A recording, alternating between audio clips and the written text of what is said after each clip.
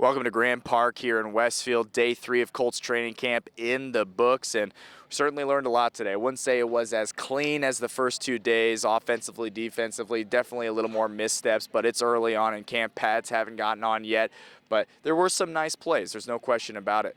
Anthony Richardson with arguably the play of camp, 50-yard deep ball right in the bucket to the receiver down the field. Really, really nice play.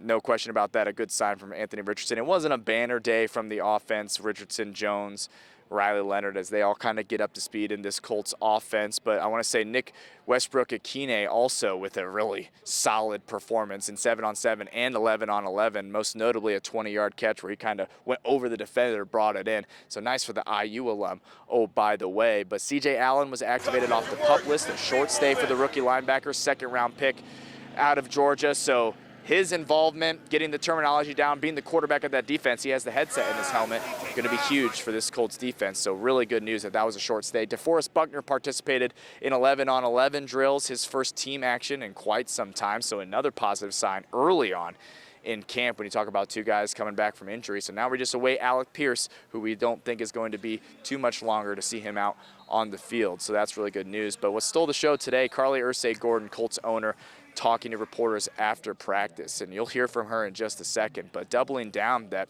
the expectations are the expectations. She believes this team has the personnel to do exactly what they're expecting them to do, and there's no excuse really after that. Like, the expectations are the expectations, and year 2 of Daniel Jones, the offensive personnel, the defensive personnel, she believes this team has the guys to get done what the Colts plan to get done for a franchise who hasn't made the playoffs since 2020 or won the division since 2014. So really insightful stuff. Enough of me. Let's hear from Colts owner Carlie Irsay-Gordon, and we also got a chance to hear from Justin Wally and C.J. Allen, again activated off the PUP list after practice. So I just wanted to start by sharing something that I spoke to the team about on Tuesday, and that was, as we reflected on last season, this one phrase just kept coming to my mind, and that was find a way. And so that was the mantra that we settled on kind of for this season.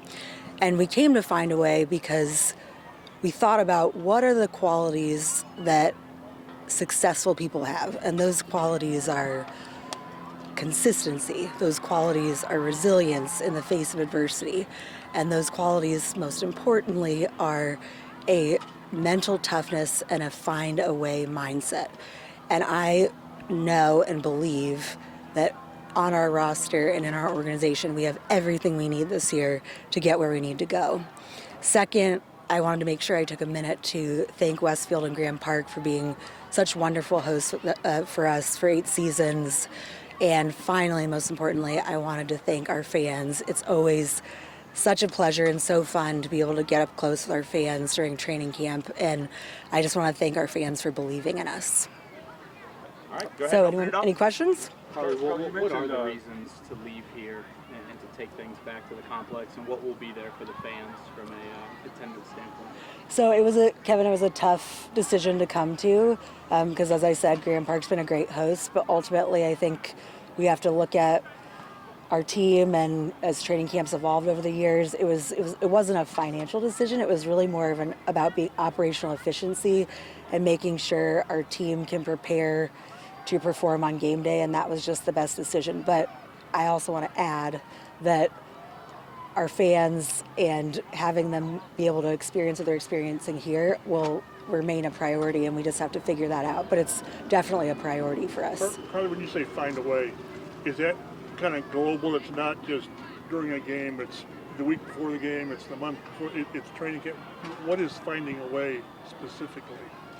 So I think finding a way really comes down to that, we showed a video that had guys that even when they weren't on our team, to show them that it is in you, that ultimately that belief in yourself. I think about, someone like Alec catching the ball, like with his head this way, that I think that's ultimately, these guys are so talented, and I feel like our roster is in amazing shape, but it really comes down to people are going to make mistakes, and you have to have that mindset, that inner belief, that inner faith that you're going to make mistakes, but what are you going to do with those mistakes? How are you going to handle them? Because, I don't know if there's anyone in here standing here that hasn't made a mistake, I would love to talk to you, because I feel like that's just how life goes. So it's kind of more, what are you going to do when that adversity comes? Are you going to stay disciplined? Are you going to stay consistent?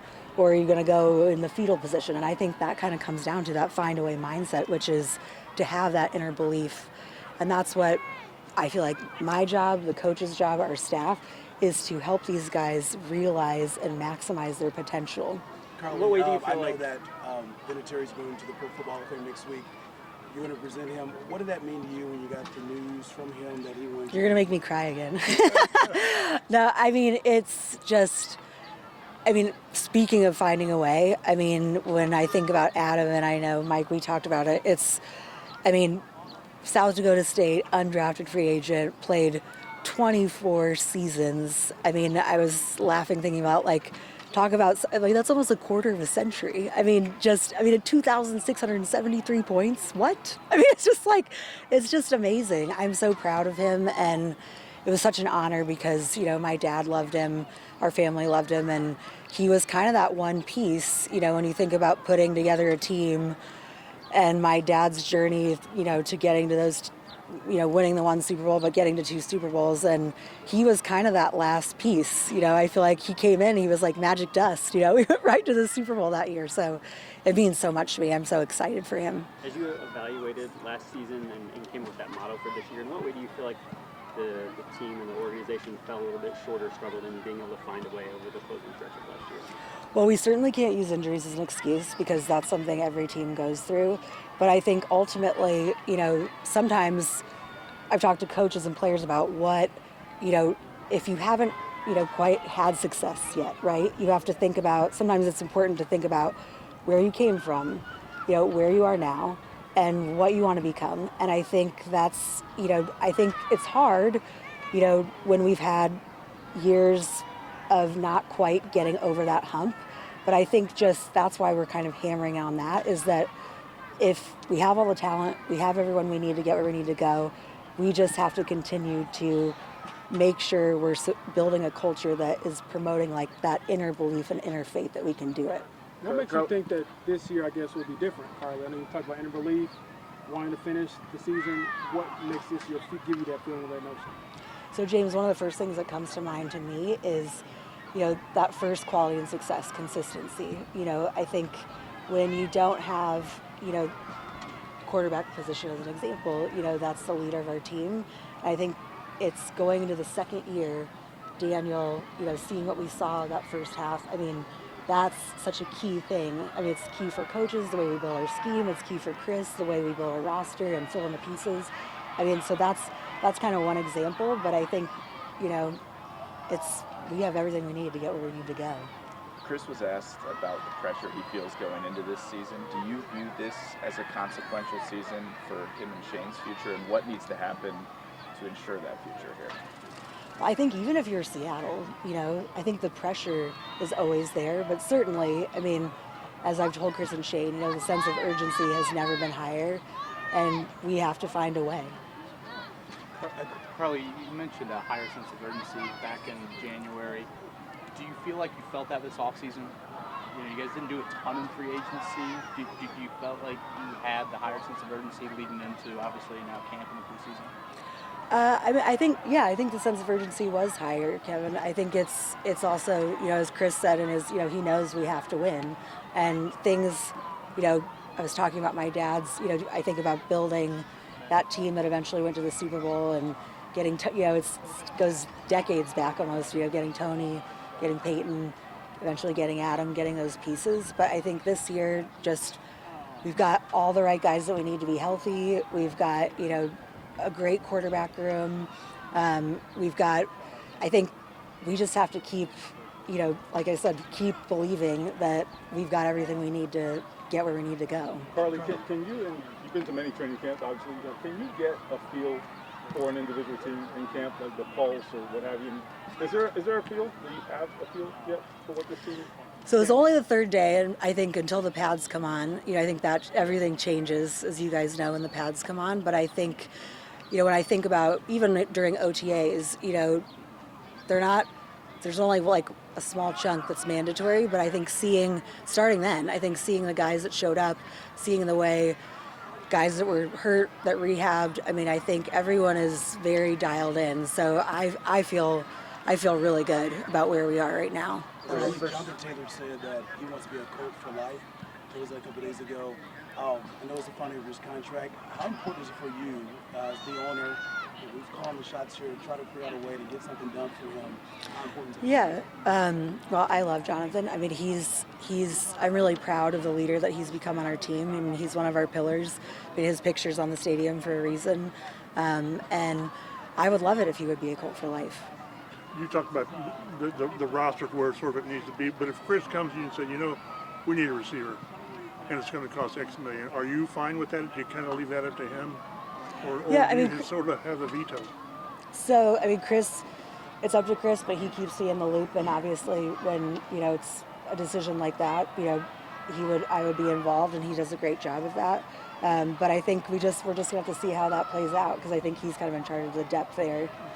Is there anything Let's take a couple more. Is there anything in year one of being the main face of this franchise that you learned that you are carrying forward this year? Anything that surprised you? I know you were around it and obviously knew everything about it, but is there anything that kind of surprised you that you're taking into this season? So Dominic, I would say one thing is I think a lot of what I'm doing, it's not a lot different than what I was doing before. So it was interesting to me how, when your title changes, which I'm not really a big title person personally, but it's like how, it's a little bit of a vibe change with some people, but I think most people that, I think I'm very proud of the way that our family runs our organization, and it's very, we're family owned and we care about our people. So I think it's kind of it's leveled out now, but at first it definitely was a little bit, me coming in the room, it being a little bit, just a different vibe than it was before. But just everyone's been so supportive through, because it's, losing our dad, losing my boss, but it's just been, I'm just really proud of the culture we have at our organization. You mentioned stability at quarterback. I know you have that with Daniel coming into year 2, but he also has an injury history. So how do you, balance both of those things? Well, I mean, I feel like every player, has injuries, and I just think Daniel has, like I said, he has a find a way mindset. I mean, the level of preparation that he did, even it was a week after his Achilles, and he was out in walkthrough on his little wheelie thing. I mean, to me, like yesterday morning, I'm working out, and it's like 6 a.m. and he's coming out of the quarterback room. So he did that all through even his injury. There were guys that could choose to stay in the training room and not be involved, but instead he kind of just found a way to help, the quarterback room when Philip was there, and Riley and Anthony, and he's just such a great leader, and I believe he's going to find a way to figure it out and stay healthy and get us where we need to go. Chris told us on last question here. That he wouldn't have signed an extension because he feels like they need to win. Where have you guys left off discussions about Jason's future with the organization? So it's day 3 in training camp, and like I said, I believe we have everyone here to get us where we need to go. Chris wouldn't be here if I didn't believe that, and we're just going to have to see how things play out. And on Jonathan, in player extensions, the limited season at large, do you feel like you would be open to, or the franchise would be open to signing extensions, knowing how much is riding on this season and then how much could change going into next year, depending on how the season goes? Yeah, I mean, that's something that Chris is looking into, and he keeps me informed on it. But yeah, if it makes sense, then we would certainly do that. All right, thanks. Thanks, everyone. How's the transition to slot going? Pretty good. I know last year I played a little bit in there, but especially with OTA, I got a lot of reps. So now it's just going out there and competing and having fun. You've been physically fully back for a while, but mentally, how much in the rear view is the knee at this point? At this point, I'm pretty good off of it. I mean, I've been training well. All the trainers got me right. So now I'm out there playing football, so it feels great. It's not something you think about a lot? Nah, not at all anymore. Lou said you picked up right where you left off last year, and he's really pleased with the start to camp. Just, do you feel that way, and how you've been playing? Yeah, I know I got a good group of guys around me that have helped me the whole time. So by the time I got back, my knowledge was like a lot further than I was last year. So it's just the physical aspect that I kind of struggled with at first, but now I'm back rolling. Justin, what's it like being, you're not played snap yet. You got Sauce and you got Mooney. What's that like having those guys flanking you? It's definitely a feeling of comfort. You know, you have two all-pro guys next to you, so having those out there makes my job a lot easier. Aren't they going to funnel attention to you, though, if they stay away from the outside? I mean, I guess, but I'm up for the challenge, so I'm ready. If you have guys on the outside like that, does it, for you guys who are playing on more of the inside, does it help because you guys can crowd that more since you don't have to necessarily give help to the outside? Well, on defense, a lot of times it's just about team defense, and having two guys who will consistently do their job makes the rest of the team's job easier. How much did having Kenny Moore in the room last year kind of set you up for this moment now, this opportunity? A lot. It was more on the mental aspect. You know, he's a guy that's been in the league almost for 10 years. So him giving little nuggets about all the things off the field to help him when he was younger really helped me in this over the past year. How would you say your relationship with Lou and Romo has evolved from year one to year two? Man, Lou always been on me. He's pretty much been the same way. When I got in here, he was always tough on me. Even now, he's still tough on me, but it's that sense of comfort knowing, like, I know more, he can trust me a lot more, so the trust is there. You and Hunter both had the season-ending injuries before your careers could even start. What have you observed from him as he stepped back out on the field as well? That he's back rolling too. I know, because when we both were down over the past year, we were talking a lot about, like, man, if we do all the small things right now, right, that when we get back, like, it'll be seamless. And for pretty much most of the time for both of us, it's been a pretty easy transition back. How did you guys support each other throughout your respective recoveries? Well, always being with each other, because we wasn't around the team a lot. So most of the time it was just me and him. So even outside of football, we would just go hang out and stuff like that. And that relationship is translating to the field now. Hey, Justin, sometimes guys can dread camp. What's your approach to camp, given what happened last week? I mean, I missed the whole year of football, so I'm just happy to be back playing football. I don't care if it was training camp or the season right now. What kind of challenges downs present to you facing him out? I mean, every day you see, like even today's great work. You know, having a guy like him in the slot, getting reps every day against him, and make me a better player, and make him a better player too. All right, thanks, Justin. I guess a sense of relief being cleared 2 days in. Yeah, no doubt, man. It felt good back out the upper team, running around, man. It just felt great to get back doing football. How long were you down or whatever from training?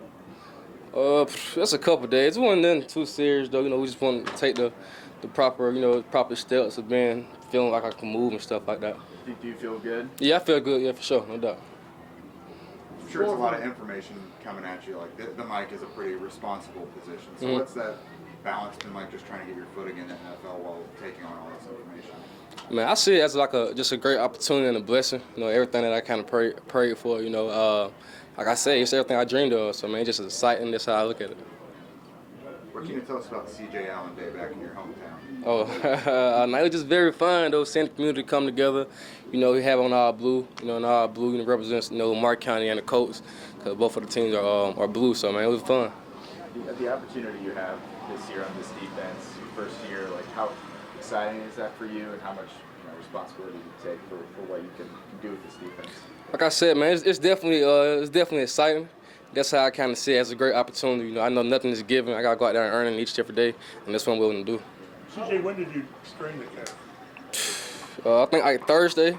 Yeah, really recent. Like I say, it wasn't nothing like crazy. It was like just a small little tweak, whatnot. But I had to just be honest with them and tell them I had a little tweak and stuff like that. So yeah. CJ, man, you got to move from college to here. You got a lot of reps. But what are the things you're seeing now compared to school?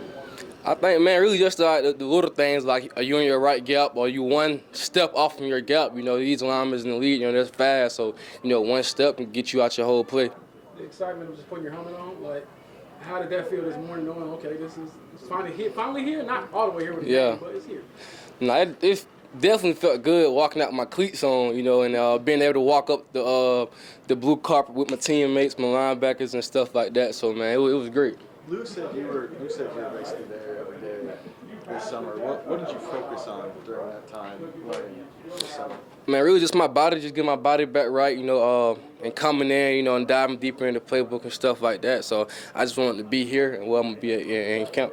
CJ, what is the responsibility like of being in that huddle with veteran guys. You're wearing the mic, I think, right? Your helmet, right? Yes, sir. So it's just, that comes with a lot of responsibility. You're a young guy. You got to command the respect of a lot of, older vets in that huddle. How have you gone about doing that? Really just making sure everyone get the call. I'm from the Georgia, so I got like a little southern twang, so I got to, really enunciate my words. But nah, man, just making sure we're on the same page and being a communicator. I think the guys kind of respect that. Coach Betcher said you and Bryce are kind of cut from the same cloth, and you guys have been kind of pushing each other, doing a lot of preparation stuff behind the scenes. What's it been like going through all this with a fellow rookie? It's definitely great. I say he's my roommate right now in camp, man. But it's great, having someone else going through the same thing with you. We both come from great programs, and I think they just give you the extra push. Can you take us through maybe what you were doing in the lead up to camp? Because Lou and them said you basically lived here. I don't know if you slept, in the facility, but yeah.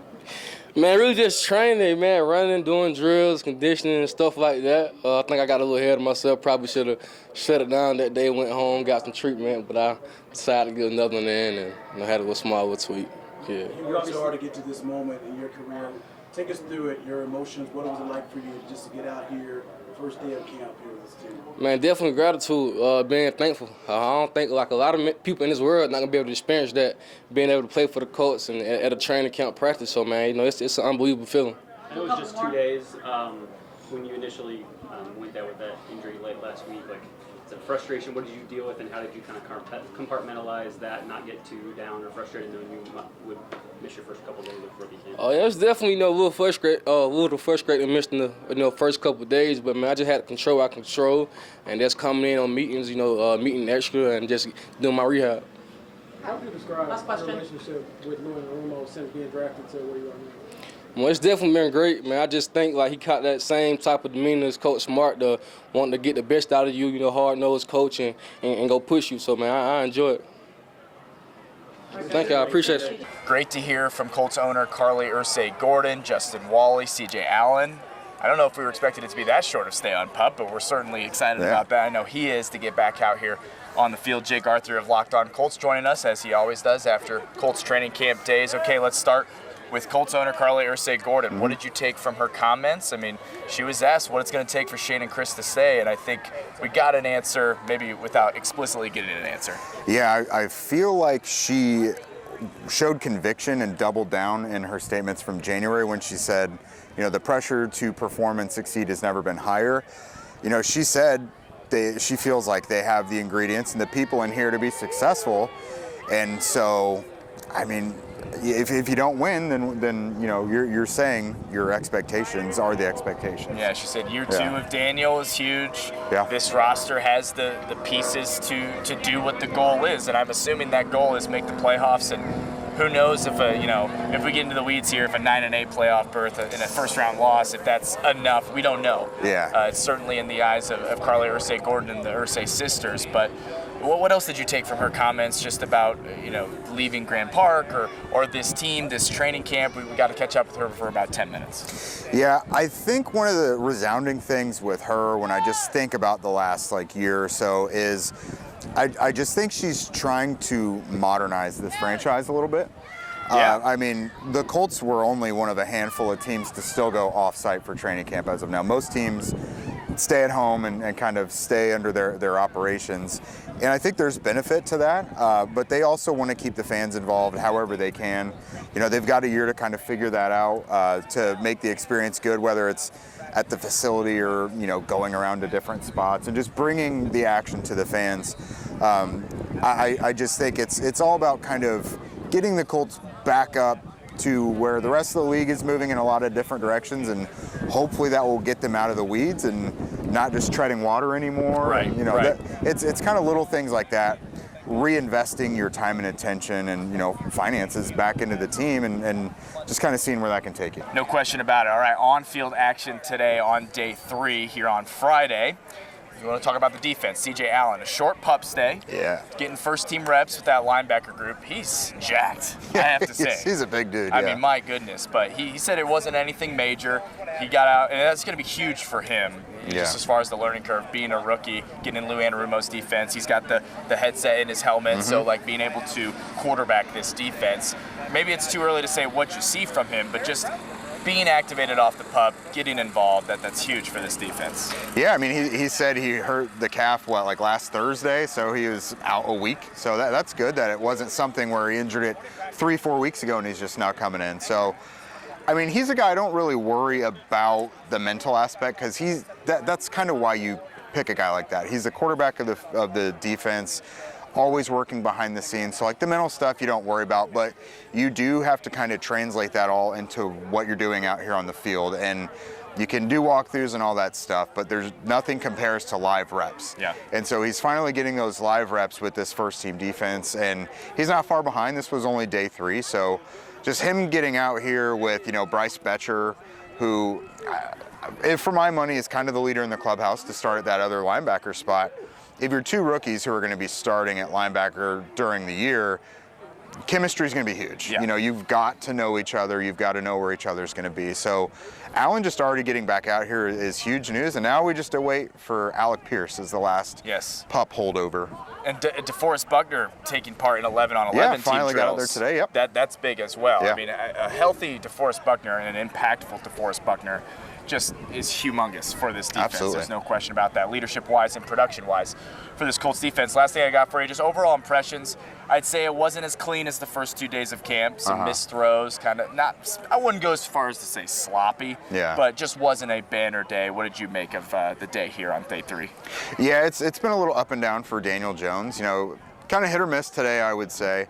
But I will still, the things we've talked about with like the rhythm and the quick delivery and going through reads quickly, that's all still there. I think it was more so like accuracy today, just being off target a little bit, which that's not a big concern with him. He's been an accurate quarterback throughout his entire career. Anthony Richardson, his numbers have shown efficiency, even though the eye test doesn't necessarily say that. Right. But he had arguably the play of camp today. For sure. Uncorked like a 50-yard bomb to Samir Hagans over Jalen Jones, who is a bona fide NFL corner. So that was a really big play. And a guy like that who's not battling to be a starter, you want to see little confidence nuggets like that throughout the summer. And I think that was big. Riley Leonard's still kind of going through the motions. That wasn't a decisive move in this QB2 battle, but it's you want to see life. What I mean? You don't want it to be a boring battle where it's like, well, I guess this guy won. You want to see some fireworks and stuff. Yeah. So, yeah, it's the passing game continues to be a little scattershot, but we got a really big highlight today. It's day 3. Day 3, Got to keep telling ourselves it's day 3. It was a really nice throw by Anthony Richardson. Want to shout out Nick Westbrook at Keeney, also a couple really nice plays in 11-on-11 and 7-on-7 team periods. Throw from Daniel Jones, kind of a jump ball over the defender, sticks out. No question about that. That's Jake Arthur of Locked On Colts. He'll be with us all training camp long. A lot of good nuggets from Carlie Irsay-Gordon today, and we'll see if what she's expecting comes to be here for the 2026 Indianapolis Colts. Keep it locked on Channel 13 and, of course, our streaming platform as Colts Training Camp continues.